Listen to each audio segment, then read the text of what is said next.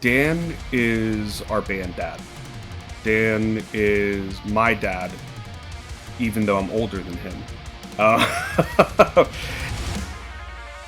he is the dude that took us under his wing and just believed in us. Oh man, we go pretty far back. I think I met Joe initially. I was touring in a band called Becoming the Archetype, and Joe has just like always been around at like Bay Area shows and stuff. And I was like not newly producing, but like newly trying to like actively seek out bands, you know? So I was just like, dude, like, let me do your record. And like, I was playing in some other bands at that point that, you know, they were both fans of and stuff. And so, yeah, they were like, yeah, that sounds great. We did that first record, and then the rest was kind of history. Just kind of been like a part of the team ever since. We flew Dan out, and he stayed here with me twice. So one, it was like a 9-10 day stretch. The other was like 4 days. So altogether, we were with him for about a couple of weeks. And I mean, every single time we work with Dan, it's just, you know, like hangs with friends, and we happen to be, you know, working on music together at the same time, which is great. You know, he's kind of just become that unofficial other member in the band, essentially. He really challenged the way that I think about approaching music,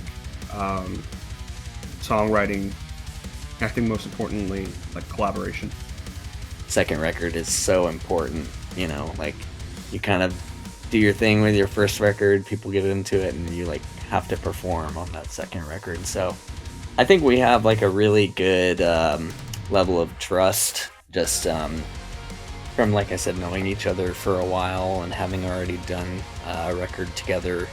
You know, everyone will put forth ideas, and we'll kind of like shoot out a bunch of different things until we get the part right. And so, I mean, we are all, you know, kind of equal parts in this when it comes to writing and stuff like that. They've kind of been like my my baby band that you know, I want to just see them to the top.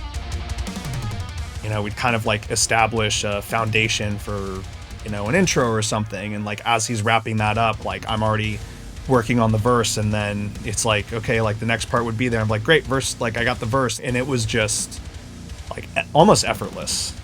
And yeah, like Dan, like also, you know, I just love working with Dan because he's like, you know, one of my closest friends at this point too. So just being able to essentially work on a record with your friends, you know, is the best.